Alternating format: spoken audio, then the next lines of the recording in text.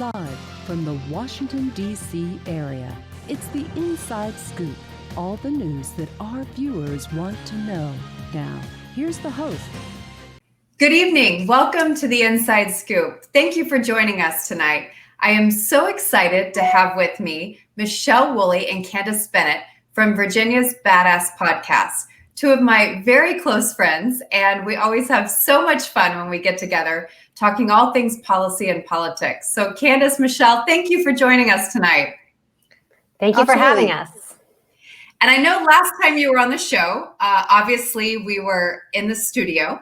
Many things have changed. We have so much to talk about. And so rather than making this show about one particular topic, we are going to try to rattle through as many as we possibly can, because it's hard to believe so much has happened since the three of us got together before the holiday, I guess. So thank you again for being with us tonight. And let's just kick it off. First and foremost, let's talk about the energy in our country right now around criminal justice reform, around the marches. Can you guys speak to a little bit of that? Maybe talk to us about some of the things that you're doing to continue this movement and to make sure we have actual results. Michelle, can you kick us off with that? Sure. Yes. So, I mean, it's an exciting time right now in Virginia because we have a budding criminal justice reform movement. I think some election changes in the last couple of years have brought some new momentum to this in the General Assembly, as well as the Commonwealth's attorneys races we've been having, and the kind of a progressive shift on that front.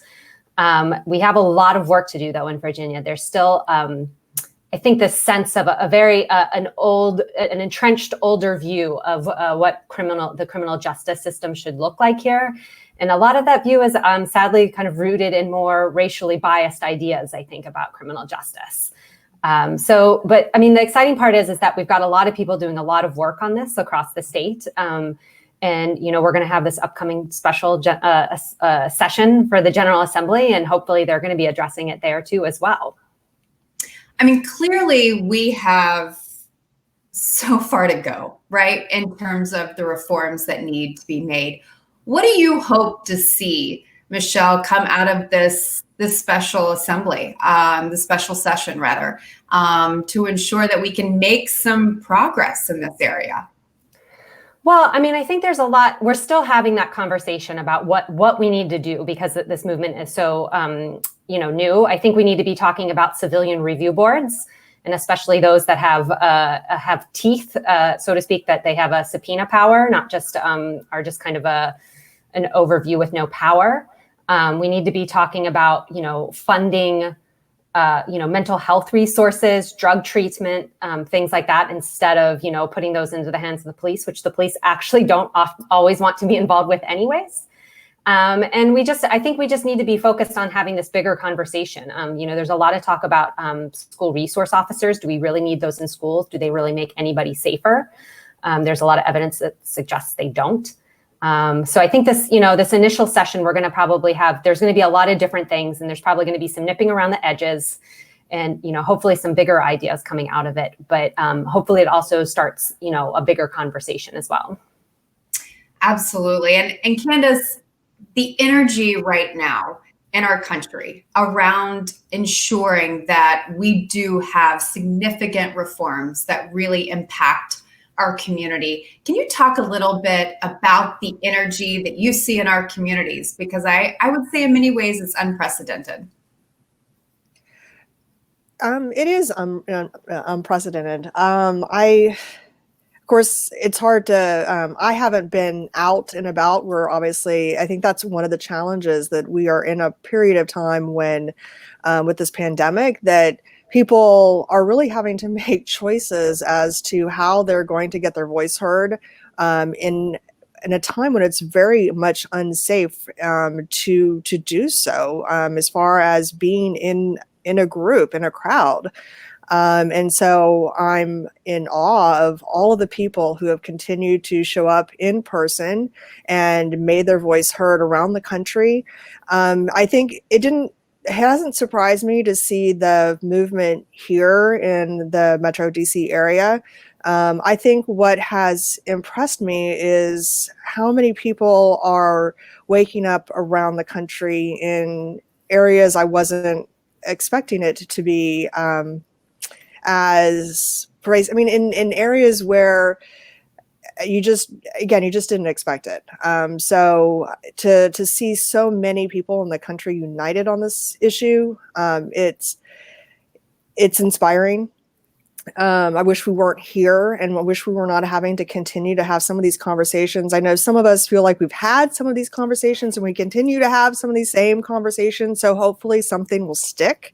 I think that's our hope, is at this time, more people are listening and are willing to do something about it. And I'm hopeful too that we'll see changes with this special session. I'd like to see some changes around mandatory minimum sentences.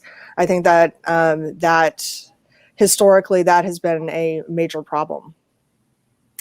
Absolutely. And I know, whether people are taking to the streets right now and marching, whether they're being incredibly active on social media, I mean, people are being very creative and making sure that the energy behind all of this doesn't die down, because we are. And I know we'll get to talking about the pandemic here in just a minute, but we are still in a pandemic. And can you both address what you think people can do right now to make their voices heard and to ensure that our elected leaders, one, hear us, but two, make the important changes that we need to have made here in our communities and in our country?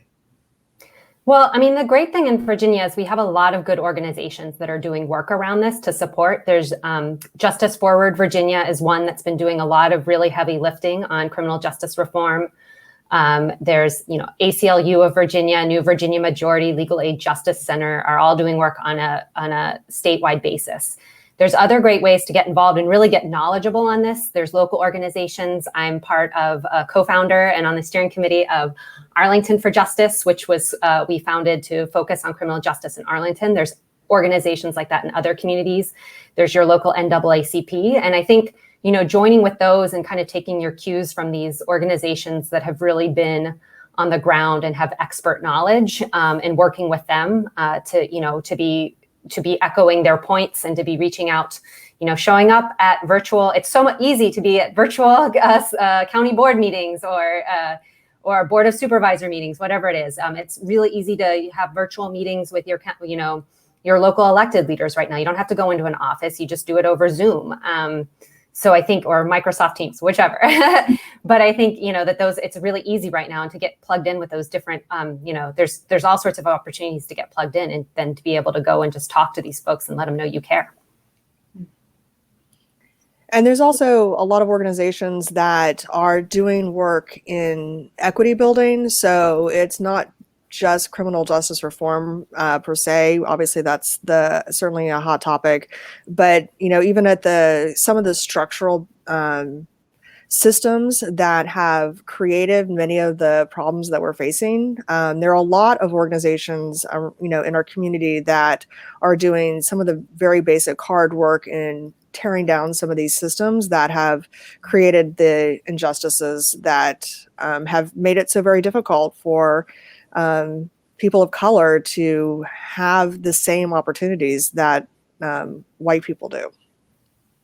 And I think what will be so telling, right, is when we do go into special session and what actually gets passed. And I hope that our viewers that are watching this, who are active in these movements, make sure to keep our elected officials accountable. This is what they're here to do, is to listen to us and create change that will better our communities. So I think it's incumbent upon all of us to ensure that we are keeping our elected leaders accountable and making sure this change does happen. A lot of what we're talking about is at a policy level, but let's talk a little bit about what we can do at home and our personal level, right? In our personal lives with neighbors, family members, friends. And I know people aren't connecting a lot right now in person. But tell me a little bit about what the two of you are doing in regards to ensuring that one, that we're keeping ourselves in check, but two, the people that, we come in contact with, because I think a lot of work can be done really at the basic grassroots level within our communities and our family units and friend unit, neighbor units. Yeah, I think, for me, I'm an activist by nature, kind of. And so I've been, really involved. I mentioned Arlington for Justice is just kind of my most recent iteration of that. But, to me, it's very much about seeking out different voices in your community. If you're talking about racial justice issues, you want to, obviously, seek out those diverse voices and really listen to the issues. And not everybody's going to have the same opinion, but to listen, to really truly listen and not have the knee-jerk reaction. Sometimes you have that, oh, that can't be true. I haven't had that experience, but to really listen and then to make yourself, take what you've heard and then to be an amplifier of that. And not just on Facebook, not just on Twitter, which, it's great to put it out to folks there, but to be able to really show up and challenge your elected leaders on this so that it's not just Black and brown, activists really shouldering the burden of this right now. We need white voices and white people have to show up and prove that white voters also, especially in an area like Arlington, which is a majority white, to show that we really care about these issues too. And they need to just keep pushing, kind of just be forceful in it and not just let it ride. So. Absolutely. Candice, what are some things you're doing at home or in your kind of personal circles to help make a change on this level as well? Well, one of the things that I've always been a fan of is how we, stand up for local businesses, right? Shop local. And as a small business owner, I've owned a small business since 2003, and I've always been very active in the women business community. But to a large degree, the women's business community has a lot of strong relationships with the minority business community. And so one of the things that I've always tried to do is when I've had opportunities to, buy from other businesses, am I able to buy from a woman-owned business? Am I able to buy from a minority-owned business? And so one of the things I've been trying to focus a little bit on, especially recently, especially with the pandemic going on right now, is to try to amplify businesses in our community that are owned by minorities as well as women. So, the Northern Virginia Black Chamber of Commerce is a fantastic resource here in our community for Black-owned businesses, and I would recommend everybody checking them out. If you're looking to support our local businesses, they have a great directory. That is great advice. I love that. I think the combination of seeking different voices to listen to making active choices about where you purchase your goods and services from is really important too as well. And we've talked about this in the context of the pandemic and how difficult it is to really connect with people right now, obviously. So let's jump right into that. We've had one heck of a week where we've started to see surges in places like Arizona. Candice, I know you will appreciate too, seeing some of the news come out of Texas. Unfortunately, they are surging at levels that is so incredibly frightening right now. Florida as well, Tennessee. We are seeing surges around the country.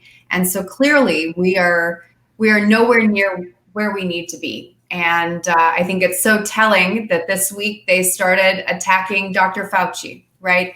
Who has been really honest about, where we are and where we should be as we continue to reopen.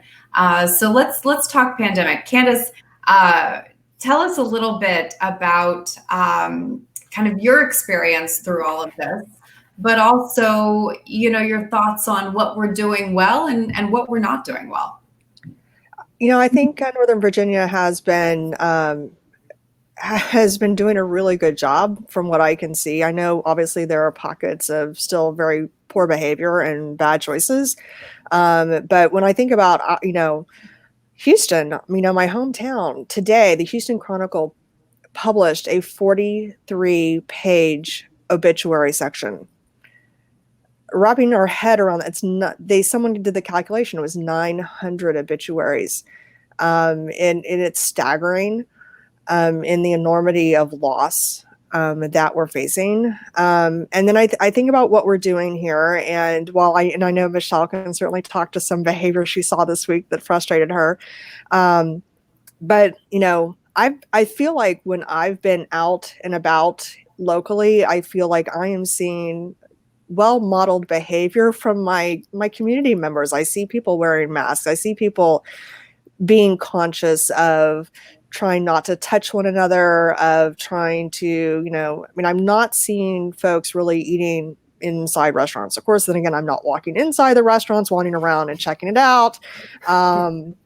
But for the most part, I've been seeing good behavior. And it's certainly been tough. When this all started, I myself had gotten sick, and because I couldn't go get tested, we had to assume it was coronavirus.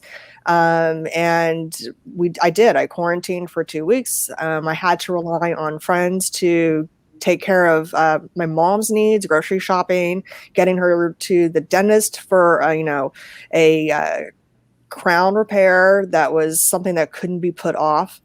Just all these kinds of things that you all of a sudden had to rely on this community, because this was not something that we've experienced in our lifetime. And hopefully we will never experience it again. But, luckily, turns out I've had an antibody test a couple, 2 months later. It appears that I didn't have it, but you didn't know. And the testing situation that we had in the beginning was just, it was crazy. And even now, it's still not necessarily easy. I feel like most of the places I'm aware of, you still have to have a doctor's note. And so it's not like you can just, show up at the Walgreens necessarily and ask to get a test for just randomly. You still need to have a reason to check it out. So even if you may be asymptomatic, that's just a challenge. So, but I think that Northern Virginia is doing well. And I think that our numbers right now are showing it. And I hope that folks continue to be mindful of how important it is to wear a mask if you're out in public and you're going to be near people or inside for, any length of time outside of eating or drinking. You need to be wearing your mask. You've got to protect other people. Absolutely. I think that's the one thing I've been so encouraged by in our area, right? Is people are really taking the mask, they're taking it seriously. And in many parts of the country, they're not, right? And I think you hit on such an important piece of testing. To me, testing is critical for our children to be able to go back to school safely, for people to get back to work safely. And time again, you hear stories upon stories where testing is not available, or testing is taking 10 to 12 days for results to come back.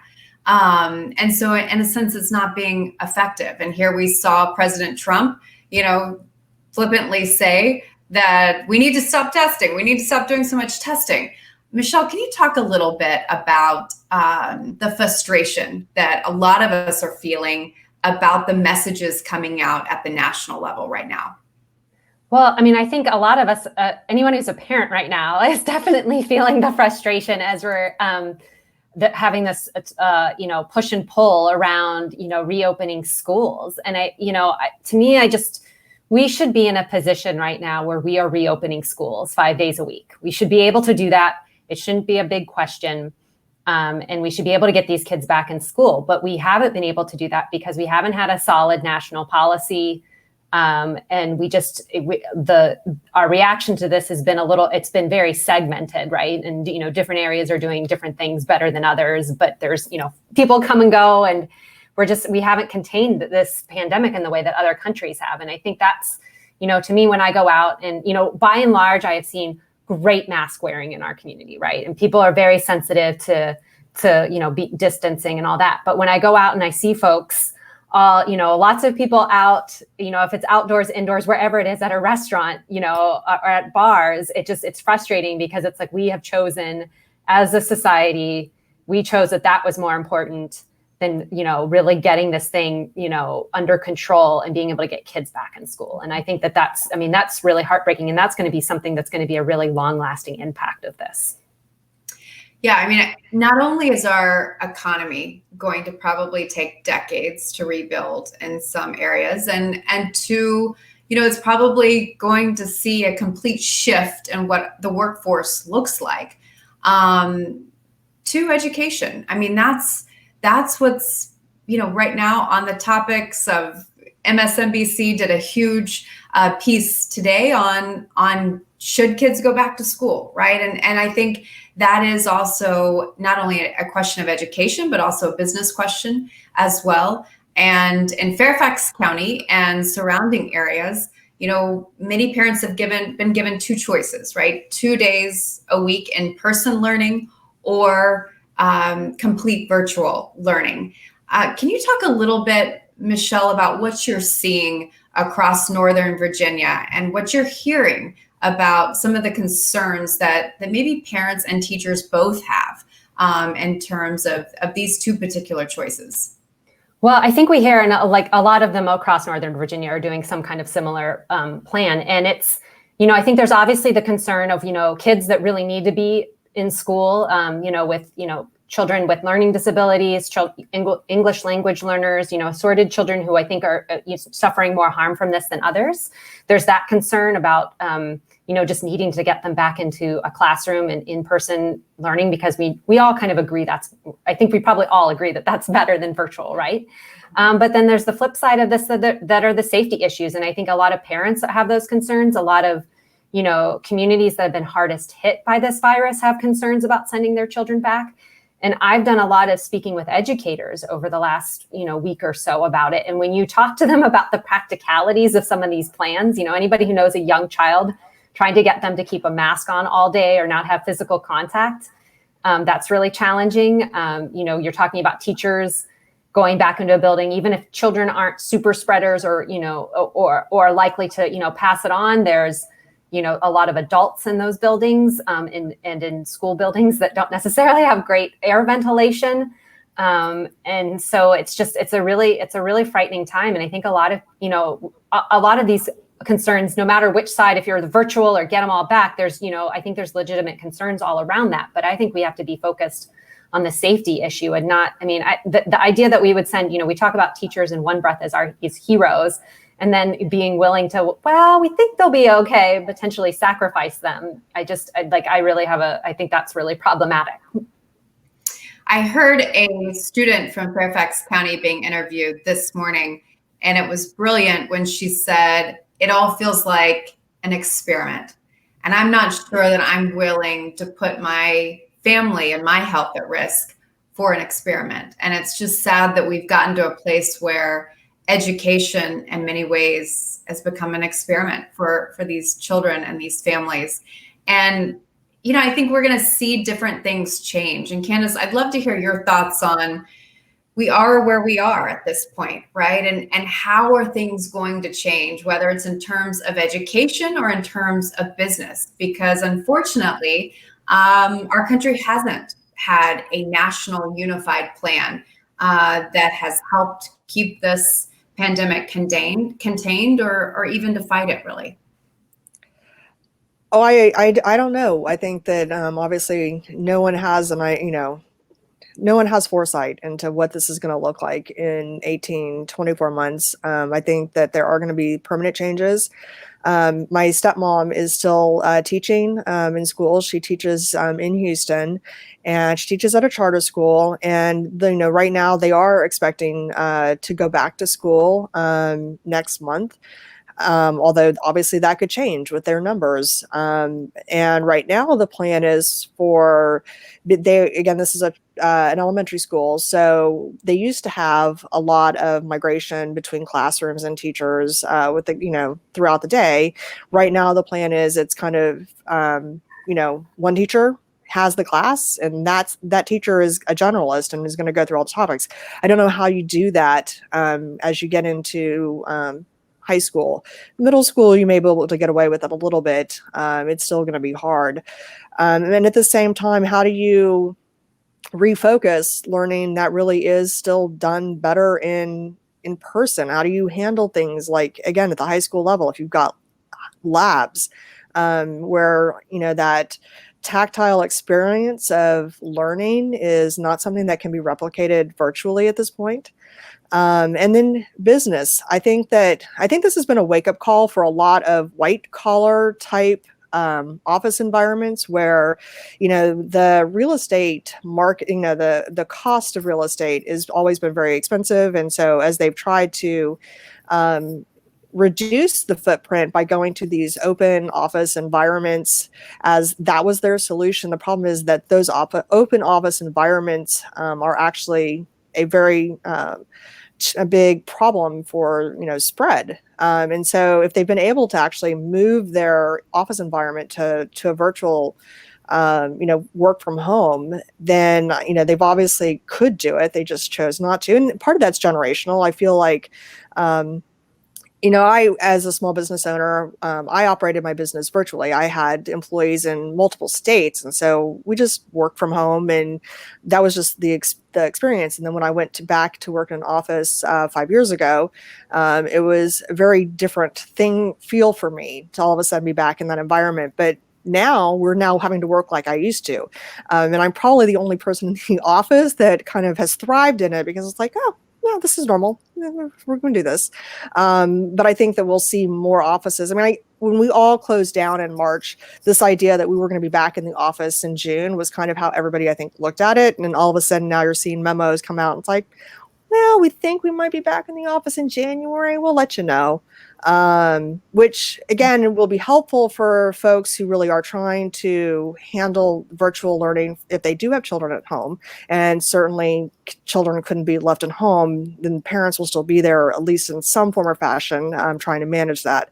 I don't know how we handle work environments where parents really do need to be outside the home. You've got, individuals in our community that work in healthcare, they work in law enforcement and firefighting and retail that is necessary retail.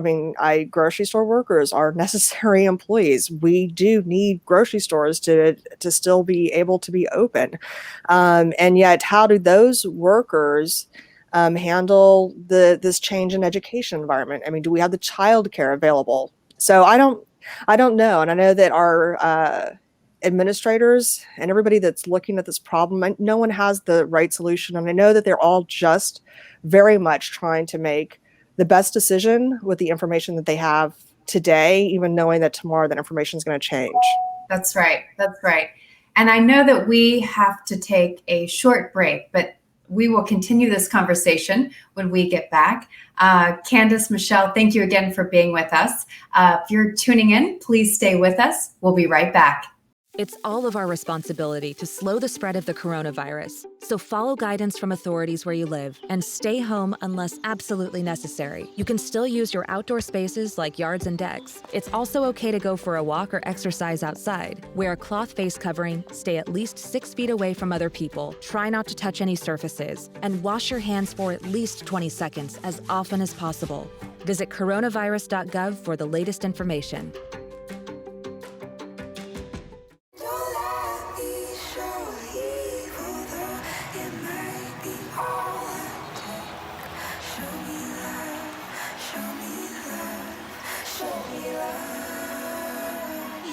I got a crick in my neck, limp in my step, cramping in my muscles every time I try to flex.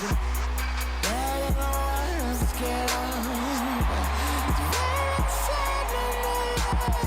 All that I could do was remember you.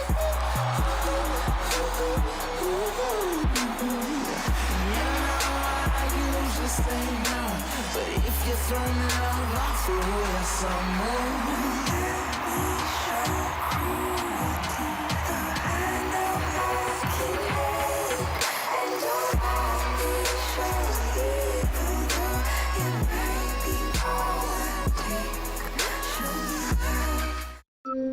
Hey, sweetie. What did you learn in school today? I learned that the 2020 census counts everyone in the U.S. Where there are more people, there are more needs for things like roads, schools, and hospitals. I learned that billions in funding goes to communities like ours because of the census. I learned that the Census Bureau collects data about communities in all states and territories of the U.S. Statistics in Schools offers free educational materials powered by census data. Learn more at census.gov/schools. We're back to the Inside Scoop. Here again, your host.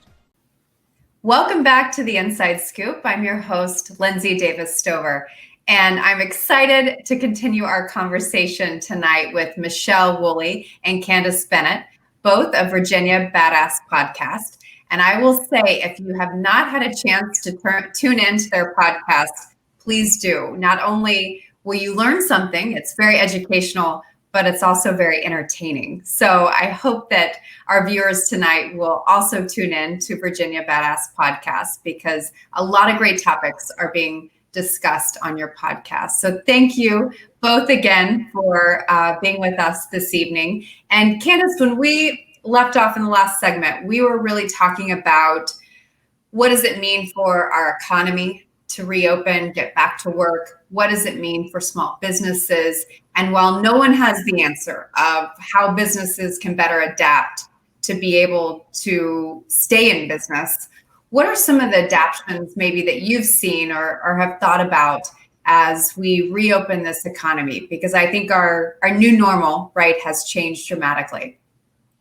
Well, I don't, it's frustrating. I don't think we would necessarily have to even be considering all of the changes businesses are going to have to make if the general public would just behave themselves and follow some basic rules and, not be mean to folks. I mean, I think some of the stories that have come out locally, even of folks abusing retail workers for enforcing mask standards, just makes me so angry. I'm glad I haven't had to witness it in person, and because I would have intervened. But seriously, we wouldn't have to have these conversations about how do we mitigate that if people would just get it together. And maybe anger management would be something I'd recommend at this point. But as far as what businesses can do, obviously, if you are able to continue a telework environment, a staggered in-office schedule, that is going to help reduce contact among your employees. Because obviously, it's almost impossible for any one person to have zero contact with other human beings for, the next 9 months. It's just not going to happen. But how we help reduce the spread is looking at ways that we can just space ourselves out and support that distancing requirement that we need so that we don't make each other sick unintentionally. And so I know that there are in situations, so my husband is in a situation where he goes into the office 1 week and then he's teleworking for 2 and then back in the office for 1. And so again, 30% of the workforce is in, and they've also changed it so they were in a different space than they normally are, so that the folks, even when they're in there, where he had been in a cube before, he's currently actually now in an office with a door and walls, and those are things that again reduce contact and increase the space between colleagues. So from that kind of office environment, anything that you can do to continue to encourage reduced contact between employees or employees and folks coming in, obviously that's going to be important. And as long as for the length of time that you can make that you can sustain that, you should. We don't know when we're going to have a vaccine, and then until we do, I think it's going to be critical that we establish it. We're already seeing reports that even folks who've now had coronavirus, had COVID, there are situations where reinfection is possible, which is certainly not completely unheard of with some viruses, like dengue fever, I believe, is one that you can have that reinfection that you don't necessarily get long-term immunity from it.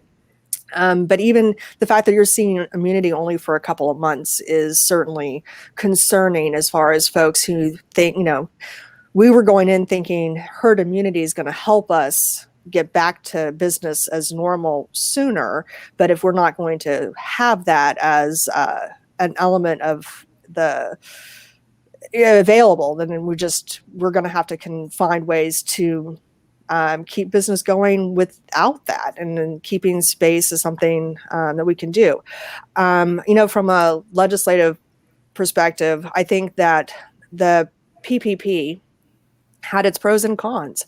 On the one hand, it certainly was it was a well-intentioned tool that certainly did help quite a few small businesses keep employees on the payroll, and even when they weren't able to open their doors and maintain the cash flow that they would in order to keep them paid. Obviously there were a lot of drawbacks to it, and certainly a lot of businesses that had strong balance sheets, not to mention some policy contradictions.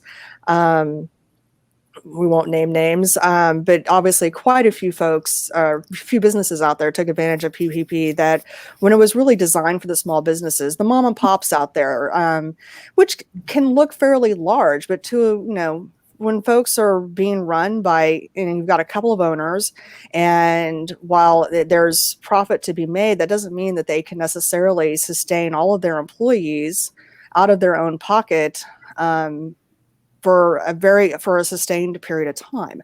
I know as a small business owner, and it was heartbreaking when we had a situation about 8 years ago. It wasn't during the recession, but it was a few years after that. And there was a change in our industry. We'd been strung along by a customer, and I kept employees on the books longer than I should have, because we believe this contract was coming down. And now I've got significant debt that I'm continuing to pay off because I kept people employed. And I know last year with the government shutdown, you heard about a lot of contractors who were not protected when the government did shut down over the budget fiasco.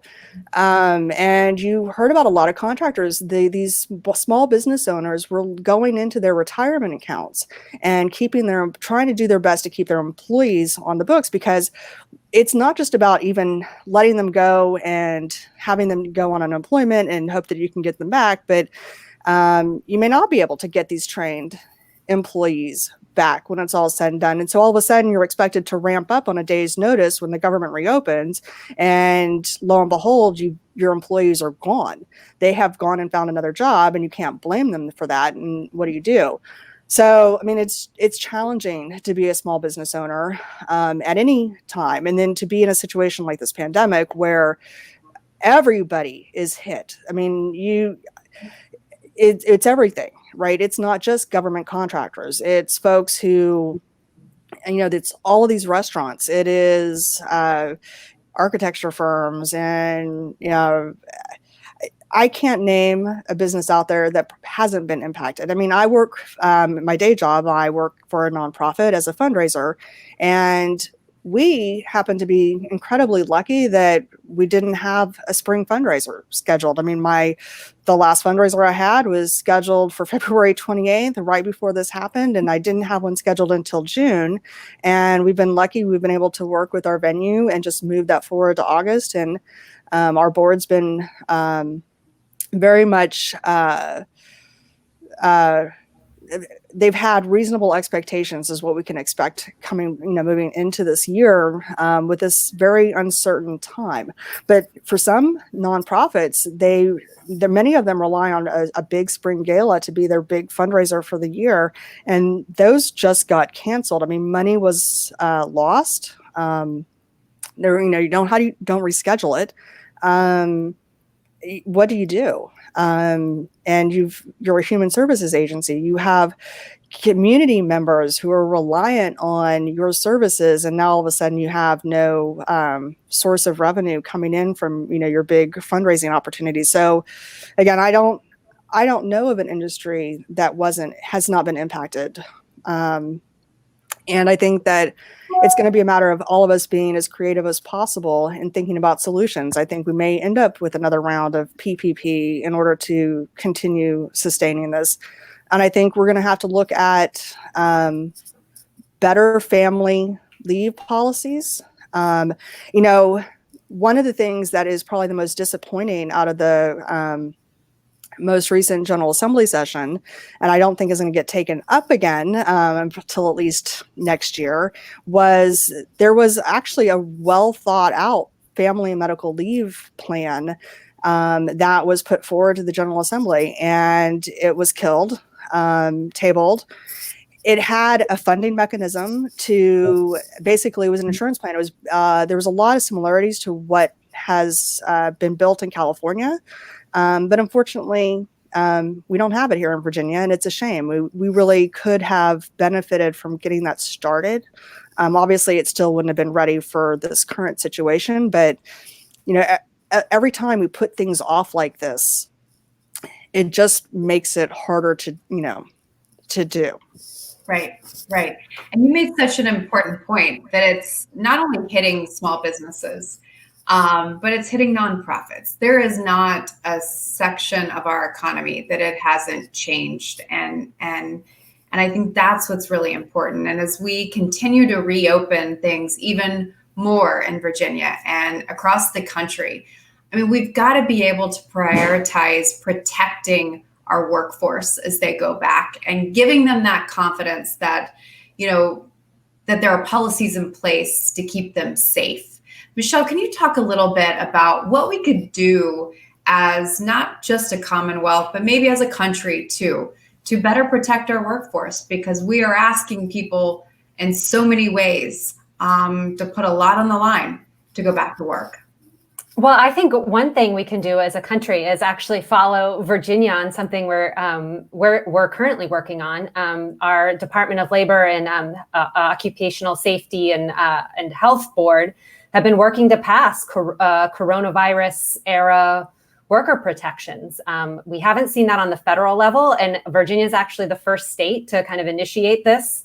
And hopefully, I'm hoping that this week we'll actually hear, you know, they've authorized creating the guidelines and the rules, and hopefully we'll get the specifics coming soon. I think that's something we should be doing on a national level, because we just this hasn't been something that has been, you know, we think about health and safety in workplaces. You think about, like, you know, coal mines and meat cutting plants and all this stuff, but they weren't necessarily built around a pandemic. So I think those are some things we need to be thinking about.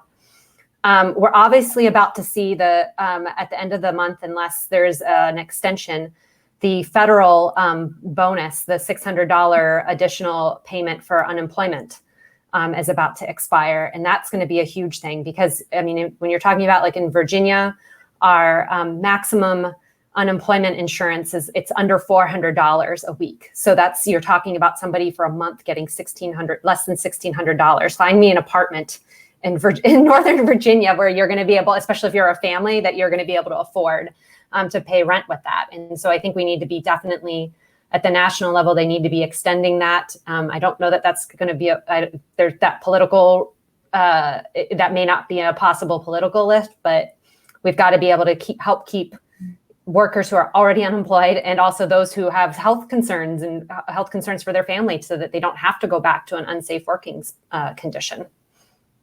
Absolutely. And I think too, giving people that confidence, right, that there are policies that have their back in a sense is going to be critical to jumpstarting any area, as Candice pointed out, of our economy. And that kind of brings us to elections, right? And in Virginia, elections matter. They matter everywhere, but for us, they matter every single year. We are unique in that way. But obviously, this election is huge. And I know we have heard over and over again, every year, every 2 years, every 4 years, right? This election is the most important election of our lifetime, right?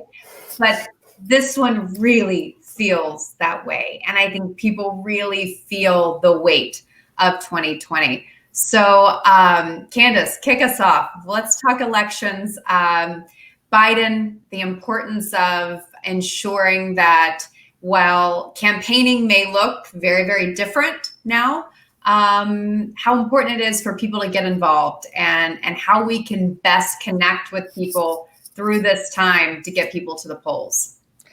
So I think that, I think in Virginia we're in a good space. We haven't had we haven't had any major incidents of voter suppression per se. We've obviously had our little pockets of precinct weirdness. I don't know how else to describe it.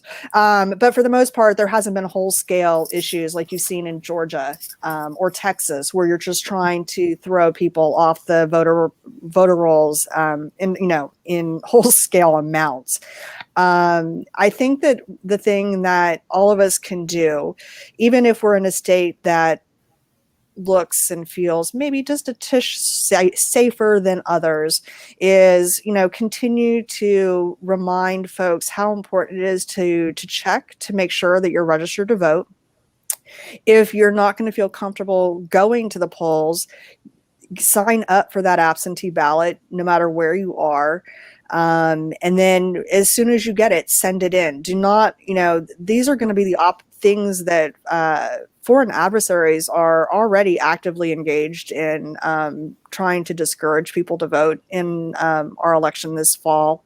So it's going to be doubly important that we don't take anything for granted. This is so as a sports analogy, right?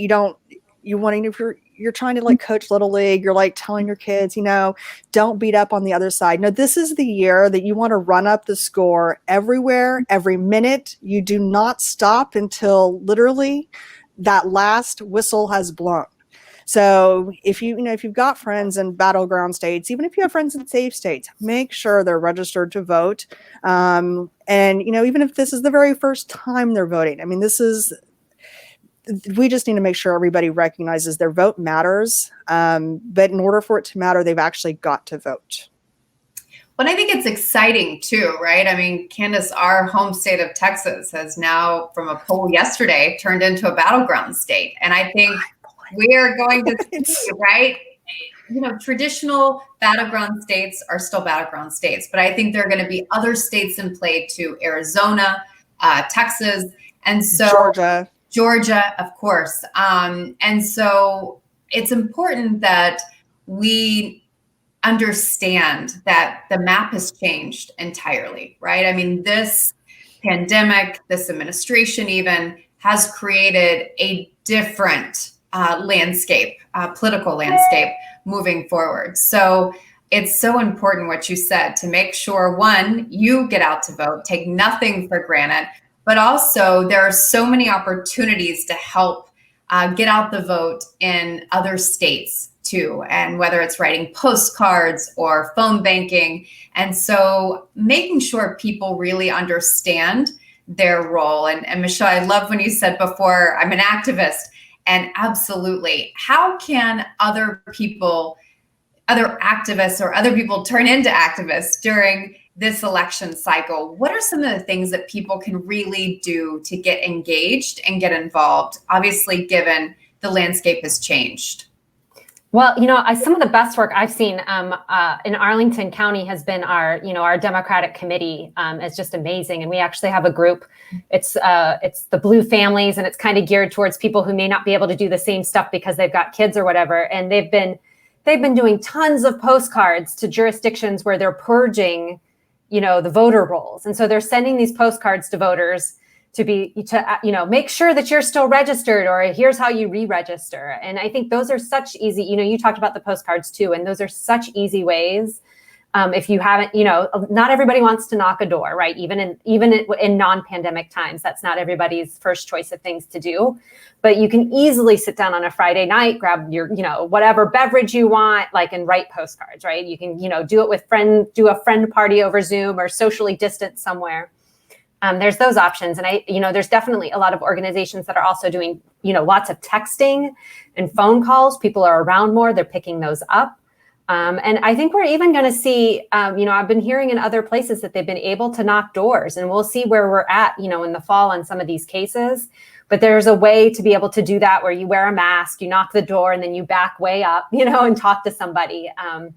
So we'll see. I'm not sure I'm there yet on that part of it, but if we're able to do that, but I think it's going to be important, and just to get connected with, your local Democratic organization or your statewide one. There's tons. If you Google like adopt a state for the election, there's like all sorts of organizations out there that can help you, to adopt a swing state to, send postcards to. There's lots of opportunities.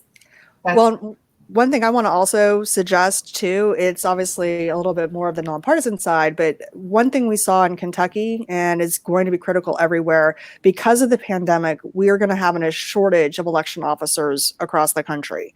So I think that anybody who feels comfortable in dealing with the public and how they can handle social distancing in that manner, and they're just able to do so, this is the one year we really are going to need folks to step up and be election officers. And not all election officers are going to need to be engaging with the public. Some folks will work in a central absentee precinct where they're going to actually just be focused on counting ballots. But it's going to be critical, because if they don't have enough election officers to work these precincts, and it's going to, even with absentee balloting being allowed more for the pandemic, we're still going to see likely record turnout for other reasons. And I think that we're going to need those precincts to be staffed fully. We had our primary here in Fairfax County on June 23rd, and they were making calls out for election officers, I think up until a week out, because they had so many cancellations on folks, because, they, again, justifiably were nervous about working a poll. So anyway, this is my PSA for election boards everywhere. They need election officers. If you're able to give your day and get trained to do that, it is a worthwhile activity. Absolutely. That's so important. That's a great thing to point people in the direction of as well. It's going to be interesting to see what happens on the national level and see what effect that it has across the country. There's talk of Democrats now being in play to take the Senate, right? And keep the House, and what that could look like. I mean, there's going to be so many second and third order effects of this presidential race. Let's talk Virginia. What races in particular are the two of you tracking? Because there's some special elections around the Commonwealth. There is some standard congressional elections and, state and county elections. Which ones are on your radar screen right now? Michelle, kick us off. You want me to start? Okay. Well, I'm definitely looking at, Arlington has just been through like a whole spate of elections, and we had a special election here. So we've kind of passed that on the local front, but our election palooza of 2020. But I think, for me, I'm actually really interested to see how some of our close congressional races from 2 years ago, Abigail Spanberger, Elaine Luria, how those turn out. I think they've kind of staked out some interesting positions on things that, were not as maybe moderate as I would have expected. And so I'm kind of, I'm assuming they have good reasons for doing that. And so I think that's going to be kind of interesting to see. I think there'll be some interesting signs about the shifts in those districts as well. Those are, just two of the ones that I'm just keeping track of on, I guess they're not state level, or state federal level. So right, two important ones. Candice, how about you? Which ones are you tracking? Well, I think I'm going to be curious to see how the first plays out, and also the fifth. I think it's the fifth where Cameron Webb won the primary. That one is going to be interesting, given also what was going on the Republican side with their drive-through convention, I think. And not to mention, we've also had a situation once again where we've had a couple of folks seemingly not being able to properly get themselves on the ballot and have to get waivers from the state electoral board. Again, not naming names, but there's only one that's done it twice in a row. Paperwork seems to be an issue, right? I was going to say, you would think you would learn your lesson after the first time. I'm just saying, but and I will mention it was obviously not a woman. Women don't do these things. Fair, very fair. So those are obviously the ones that Michelle mentioned, but those, I'm certainly I'll be curious to see how the rest of the state goes. I think that there's a lot of momentum that's been building, and the administration has played a big role in that. So the next year is obviously going to be critical too. It's going to be an interesting election next year. That's right. And I know we only have a few minutes left, but I don't want to end without talking about next year's election, because we are in Virginia and we can't just look to 2020. We also have a big governor's race coming up in 2021, and would love to hear y'all's thoughts on several of the candidates that have already announced right now. Well, I think the elephant in this room is going to be Terry Mcauliffe, right? So we've got Jennifer Carroll Foy and Jennifer McClellan, the Jens that are already in it. And I think, that I think are both they have compelling candidate. I think people are very excited about them both because, they're women and they're women of color, Black women that are running for office, which would just be a whole shift to have a Black female governor in Virginia. Haven't had either, or we've had a Black governor, but not a Black female governor. And so I think that those will be, I think those are obviously very exciting, but whether or not Terry Mcauliffe gets in, I think is going to be a sea change for that race. So that's the big one I think everybody's just waiting on. And Candice, I know we just have a few minutes left, but the idea that we've got two women running for governor, talk about the importance of women running for office, because I know the three of us met in Emerge, where it trains women to run for office. But Candice, close us out by talking about how important it is for more and more women to run for office. Well, I think that we've seen in Virginia a sea change, especially since 2017, where you've just seen more and more women step up and realize that we were not at the table because we simply weren't even, trying out. So consequently, getting people to even step up and get started and learn how to do it and take that chance, that big risk, because it is, you and I have been candidates. It's not easy to run for office by any stretch. You put a lot of yourself out there. So to see women doing that, I think that every time a woman steps up to run for office, another woman sees her and sees herself in that candidate and was more likely to run in the future. So the fact that we've got two Black women running for the Democratic nomination already next year, to the fact that if they were to win the nomination and potentially win the seat, they would be the first Black woman governor in the country. It's a historic race. Absolutely. And I can't think of a better way to end this show tonight. And I am so happy the two of you joined us. I can't wait for the day when we can get together again in person, share a cup of coffee. I love having you both on the show. You're great friends and just so knowledgeable about what's going on right now. So if you have not tuned in to Virginia Badass Podcast, please do. It will not disappoint. It is incredibly entertaining. And thank you, Michelle and Candice, for being with us tonight. Thank you all for tuning in, and we look forward to seeing you next week. Good night.